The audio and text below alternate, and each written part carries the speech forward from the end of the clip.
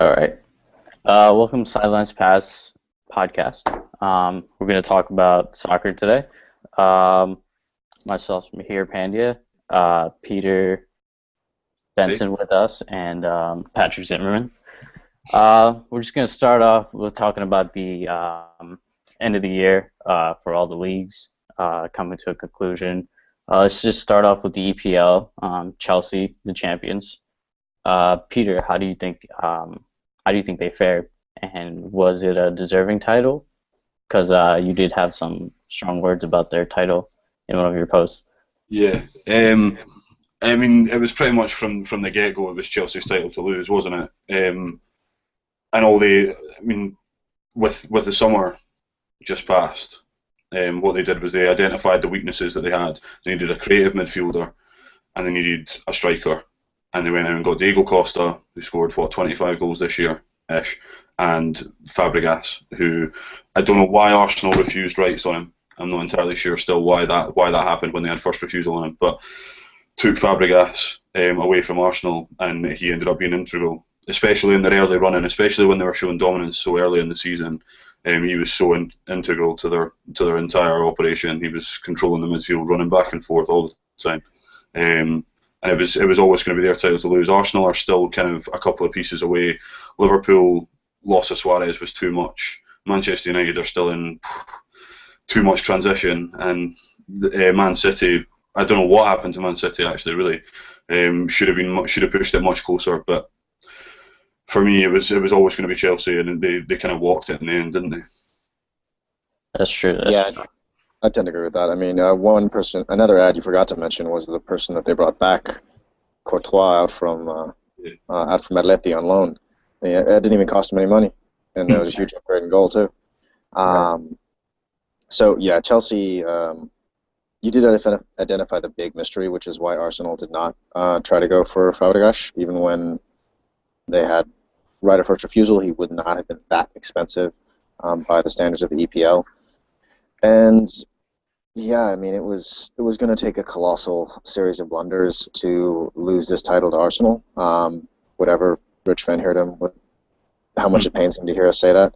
The thing that surprised me, frankly, was the decline and fall of City, which really speaks to how important the defensive spine of that team was, and that is sort of started to wane. Yaya Toure is not what he was even a couple of years ago.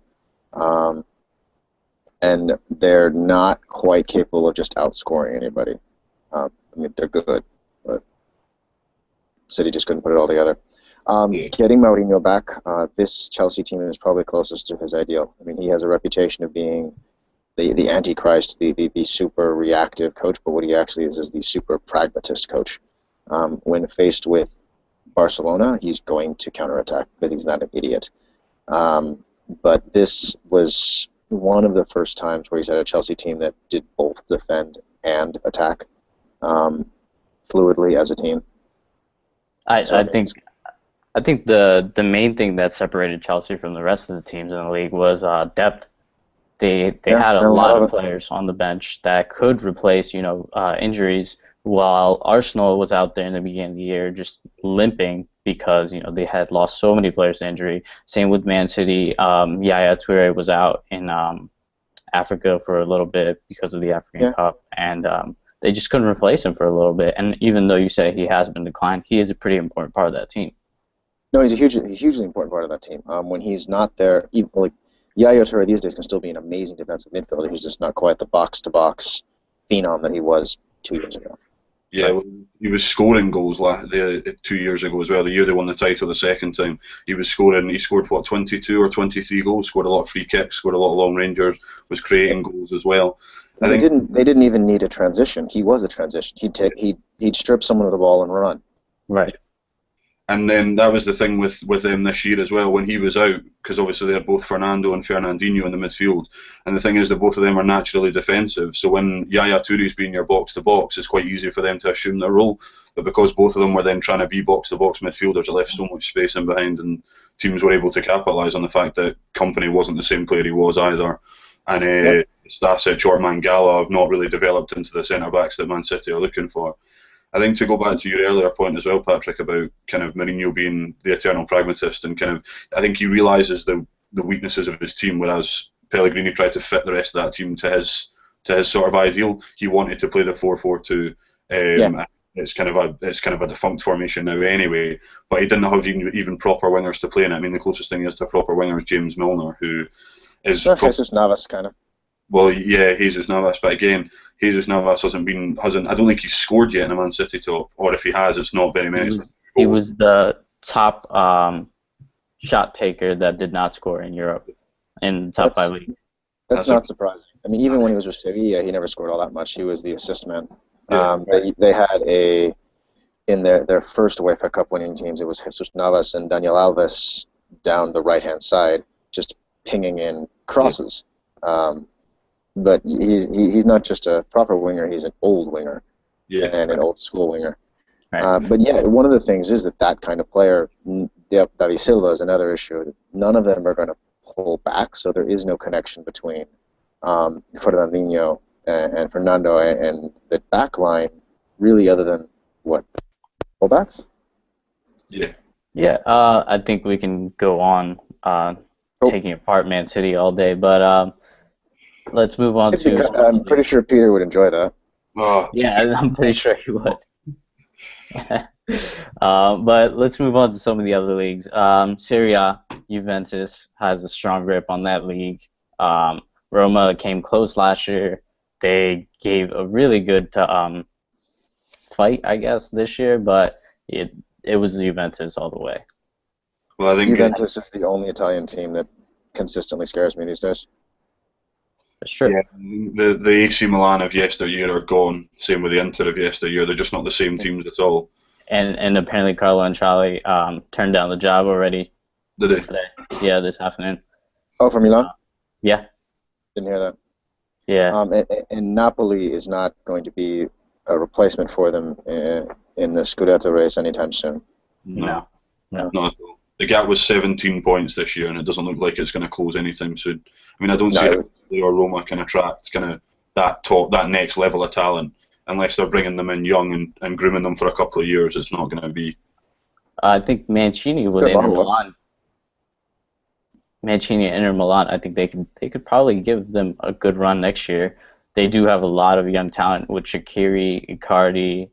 They had the Arsenal man, Podolski, for the loan, but he didn't really have any impact whatsoever. Milan has 33 points to make up in the standings. Oh, no, I understand. I'm not saying that they were even close to what they can be, because in the beginning of the year, it was, I forget the coach's name, but he got replaced at the mid-break.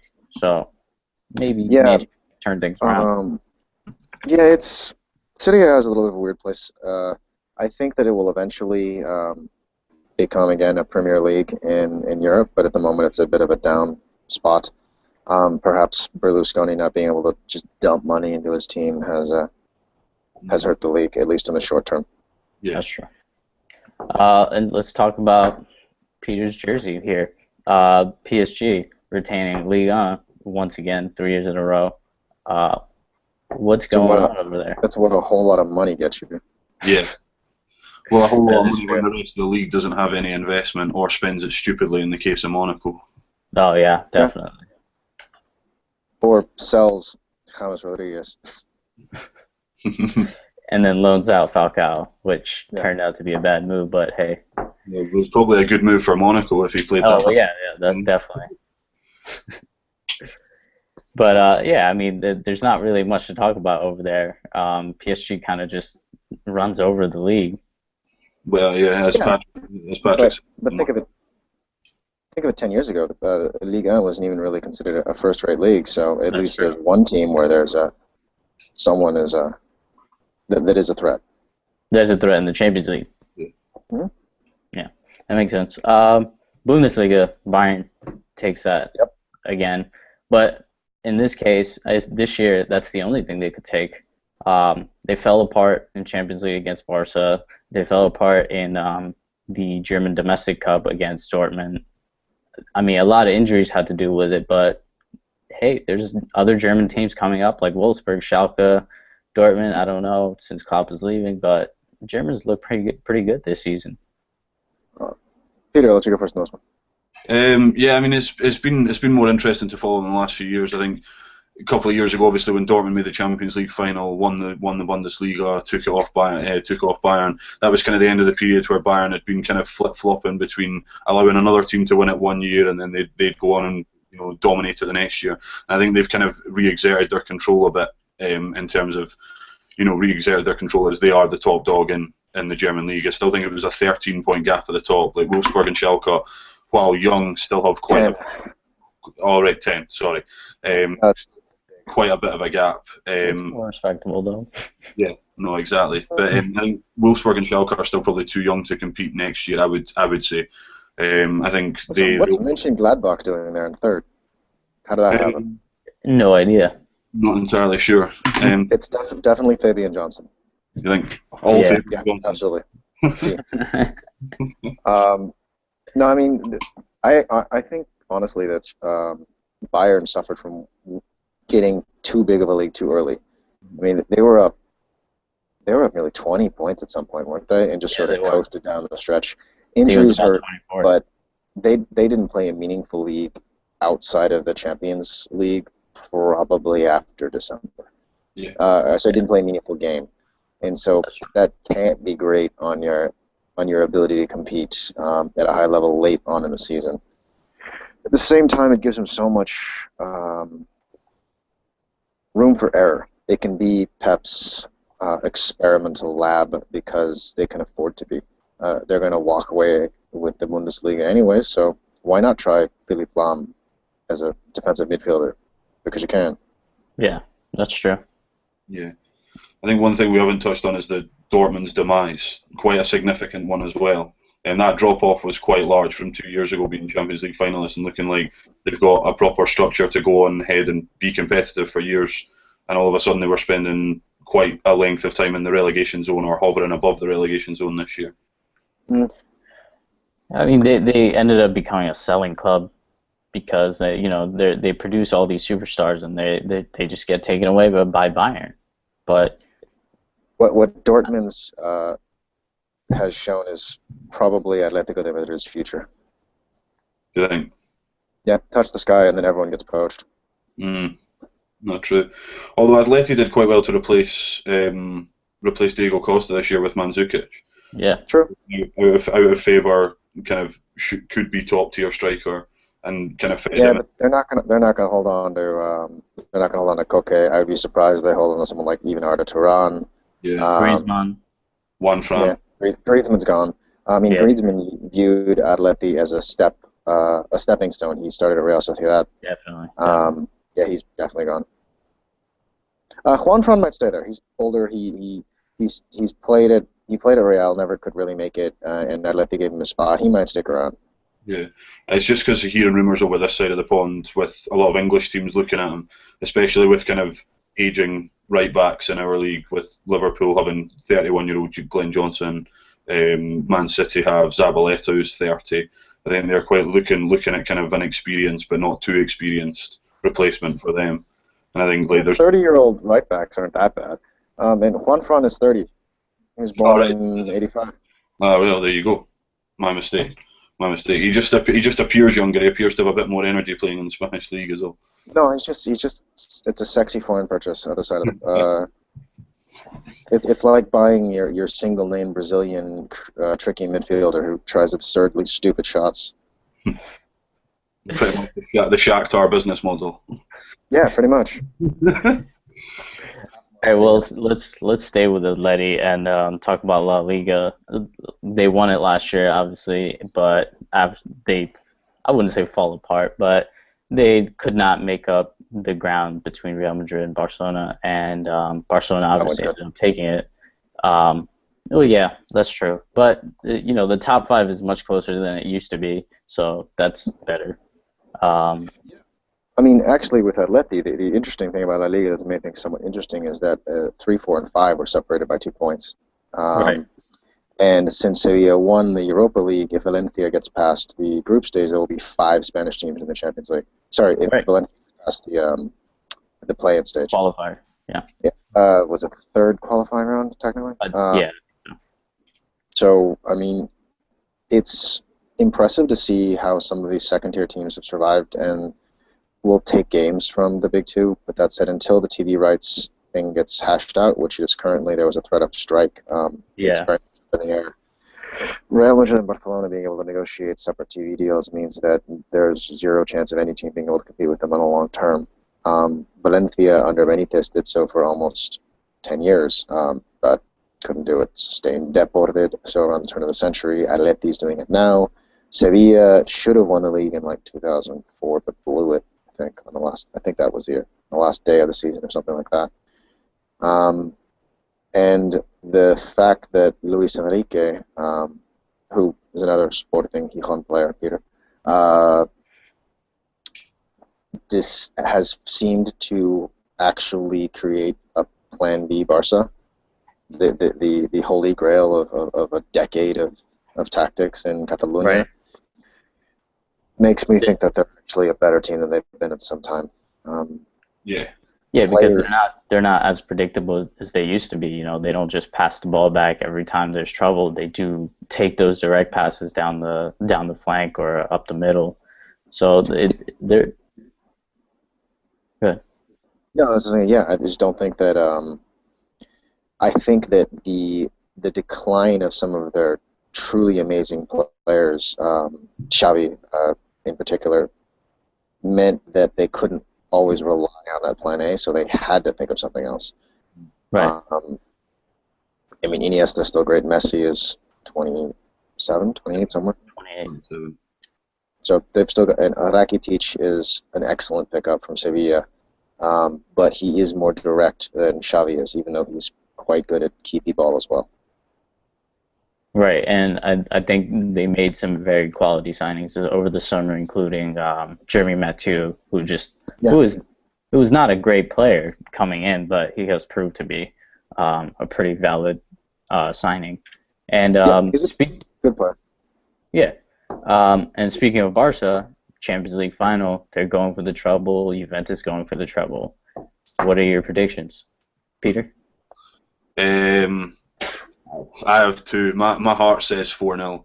I feel like 4-0 Barca. Just to clarify on that, I just feel like if Barca can come out and dominate as early as they have in some of the Champions League games that they've played this year, I think if they score early, the Juventus model of attrition and kind of strict defence and the Italian way and all that kind of will fall apart as they try to chase the game. And I think chasing the game against a front three of Messi, Suarez, and Neymar, who are all on form, with that midfield, as you said, Rakitic quality signing, Iniesta still got it, Busquets covering. I mean, the whole team's just playing at an unbelievable level right now, and it just feels like Barcelona's year.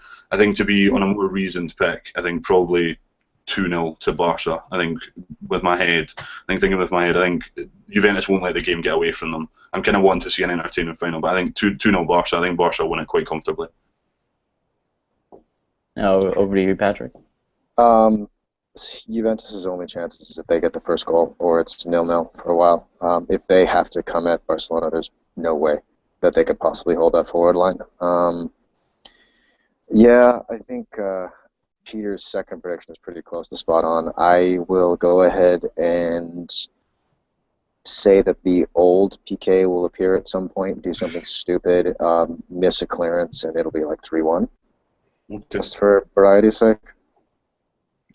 I'm gonna go with 2-1, but I think it will end up being 3-1. That's just my heart, like Peter said. I would love to see all three of the front men score, but yeah, I don't think Juve has a chance beating out Barca. Just that trio in itself is just too good right now. I think Paul Pogba will have to basically win the game on his own. who will? Pogba.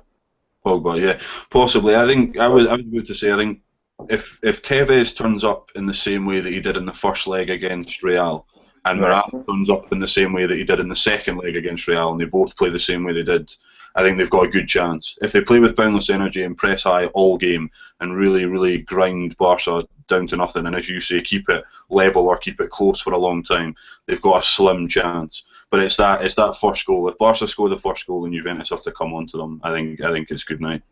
They need to the Juventus's only chance is to press very, very high and cut off the supply lines to Busquets and Rakitic. They have to play goal side of both of those two players and keep them from getting the ball. If they can make Dani Alves or PK or Jordi Alba have to play the ball out of the back long, they have a chance, but not much of one. Yeah, I think controlling the midfield would be very key for them. That's probably the only way they can win it, especially with Pirlo in there. There's a good chance that they can do It's that. not even controlling the midfield; it's preventing the ball from ever getting to the midfield. It's not as if their midfield isn't capable though. Marquisio, Pirlo, Pogba. Right. They've got players. They've got Right. the quality. It's just a case of actually being able to, as Patrick says, retain possession for a long amount of time and prevent Barca having too much possession in the midfield and too much control to allow Messi and Suarez and Neymar to move and just wait and wait and wait. They need to press it all the time, and that's going to be really, really tough. Yeah, that's true. And I think one more thing to add to that is the two keepers. I'm assuming Ter Stegen is going to take the goal for Barca over Claudio Bravo and move on. Oh, yeah. No. It's Ter Stegen is a. I think he'll turn out to be a high quality keeper, but it's just he is prone to the occasional total laugher. I mean, he's made some very quality saves, but he has let in some very easy ones as well. Yeah. Oh, sorry, on you go. No, it's fine. But the part of his contract is that he gets to play the cup games while Claudio Bravo plays the league games. So I don't know that's a very, very standard breakdown in Spain as well. Right. When you have like a 1 and a 1A keeper, like when Diego Lopez was playing had taken Iker Casillas' starting job at Madrid. Casillas played all the cup games. But well, with all that being said, there's also the Women's World Cup coming out this week, and there's been a lot of controversy leading up to it, with the U.S. seeming the obvious favorites, even though Germany is number one in the rankings, but that's all just math. How do you feel about this World Cup, Patrick, and who do you think does take the cup? The U.S. has not been this weak for many years, actually. It's in a bit of a generational transition. Okay. Abby Wambach is, 38? Like most of the players that you remember from the 2011 and 7 editions of the Cup that made to the semifinals and the final are a little bit long in the tooth, and there are a lot of promising young players, but that haven't quite developed fully yet. Not so much that they've been disappointing, it's just they're still too young. Alex Morgan being a major exception to that. Right. I honestly think that the U.S. is not going to win it. If I had to guess, I would take the hosts, Canada, and say the U.S. is out in the semis again. Okay, that's pretty bold. What's up with what? What's up with the whole grass controversy? There's the FIFA corruptions, all that stuff going on. Does the turf have that much of an impact on these players? It certainly does. It affects how the ball plays more than anything. I mean, next turf has gotten a lot better than the good old carpet on top of concrete of like Giant Stadium and whatnot. But FIFA has played World Cups in Giant Stadium, for example, on artificial turf, if there's enough of a monetary incentive to do so. I do not think that this is going to change the late stage we're at. It starts, less than a week? Yeah. Yeah, it's tickets are sold, it is set. If it was next year's Cup, then they might demand that it be restricted to fewer stadiums or move to grass, but when you're playing in a place as cold as Canada, there will be plenty of next turf stadiums, because they're playing mostly in CFL stadiums, I think. Right. Yeah, that makes sense. To go into the FIFA corruptions, let's talk about the past week and how the footballing world, including as early as today, has changed. Sepp Blatter obviously won the election, as we all know, beating out Prince Ali. He didn't get 2/3, but he did beat him out. 73 votes for Prince Ali. It came out to a very close race in Prince's point of view, but today he comes out, he resigns. He's going to be president until the next election is held, which is minimum 4 months away.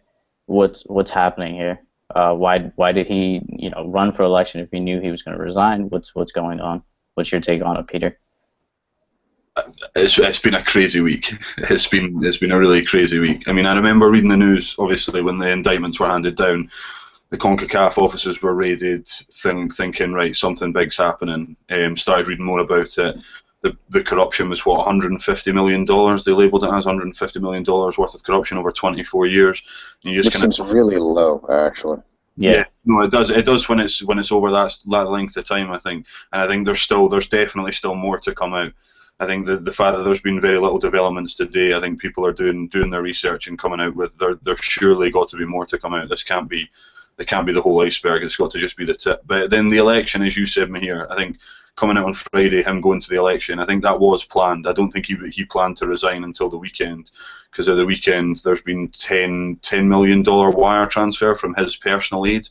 And I think that the removal of him from the original indictment, with Jeremy Webb really being kind of the named party with a couple of CONCACAF members, as I talked to you about it, Patrick, before, where the CONCACAF members, it wasn't really what the FBI were looking for, but they wanted Blatter, and I think over the weekend they got him publicly, and I think he had to. That was why the emergency meeting was called today. The emergency press conference was called today, and obviously the resignation must have been in the works over the weekend. And I think that's now just shaking the whole foundation. Like last week, it seemed like it was going to be big, but it seemed like they were going to weather the storm, back to business as usual. With a Women's World Cup to deal with, we've got other things, the European Championships next year that they'll have to sort out, or they'll have to be party to. And you would think they would kind of maybe blow over to an extent, but this is it's totally shaking the foundation of the sport, I think. And I just want to mention one thing. Last week before the elections, he did mention, he came out and publicly said that because people were calling on him to resign, he said, I wouldn't resign because that would be me admitting that I did something wrong. And then he goes ahead, wins the election, ends up resigning. So does this have something to do with him? Because ABC News earlier today reported that they got an FBI source to tell them that he was indeed under investigation by the FBI. There's no way that he stood in that election intending to resign. Something happened over the weekend. The wire transfer is one piece of it. My first reaction when I saw this in the news was like, so who has what photos on Blatter? The only way that they would ever have gotten him to do this is almost prying it from his cold, dead fingers. He's going to step down, which is great. Sometimes bad guys lose to other slightly less bad guys. But yeah, this will come out. There's very, very little chance that it completely stays under wraps. Him stepping down now only makes sense from his standpoint if he absolutely knows that it will come out and that he will be absolutely screwed. So he is prepping his plans C, D, and E right now to try to figure out a way to survive. I frankly couldn't be happier. That said, possible replacements, FIFA needs a complete overhaul, and not just another member of the exec board getting elected. And even if someone like Sunil Gulati was elected, I don't think he's running. It wouldn't represent that much of a change. Platini certainly doesn't, as much as he would like to cast himself as that. But probably better than nothing. What about Prince Ali re-entering the race? Meh. I mean, he does have the support of U.S. and apparently 73 votes, so he could be a real candidate. He has the support of the U.S. Favorite. He has the support of the U.S. He won those 73 votes, but that was also after a couple other candidates had resigned. That was the non-Blatter vote block. I mean, if you had an election tomorrow between to throw out people who at one point were running, Ali, Platini, and Luis Figo. Mhm. I'm not really sure who would vote where. Yeah, that's true. I mean, if a clear winner was to come through those three, at least one would have to drop. But I mean, with that being said, Maybe that's, someone could throw a pig's head at Figo. Hmm. I mean, he's young, he's popular with the votes. He could probably bring some change. So I would imagine as an ex-player, he's probably got the players' view at heart. And hopefully, I would think that he's more of a fan of the game than these guys. Who, I mean, I don't know what Blatter's history is in terms of playing football or anything like that, but it does. You never really hear about these guys in the boardroom playing the game as much. Whereas Figo, I think, would bring kind of fresh, somebody in the young fans' memory, especially because I still remember him. A lot of my friends, a lot of family will remember Figo, and I think he would promote more of a positive image in that respect as kind of somebody who was for the game, at least a face for the game. Whether the boardroom's still pulling the strings behind him, that's a different matter. But at least he might provide a strong face that would suggest that they're going in the right direction. Yeah, though Platini was probably a better player even. yeah, I mean, Figo was a great player, but Platini was he won with a pretty bad French team, a European title. yeah. Blatter, I just looked it up. Blatter came over. Now I remember this from the Swiss Ice Hockey Federation. He never was really a player. He was a trainer. Yeah. He played in the younger ranks, but that was it. Nothing real. I mean, Swiss Ice Hockey is famous for producing really good goalies and really boring skaters. That's true. I mean, one last thing to talk about here. The 2018 and 2022 World Cup bids. Does Russia keep 2018? I feel like that's more of a solid pick right now than the 2022. So sorry, Peter. No England 2018 World Cup for you. 2022. Maybe. Probably out of your guys' hands. I think it should go to Northern Ireland. I think we've got one stadium, unfortunately. It makes the logistics that much easier.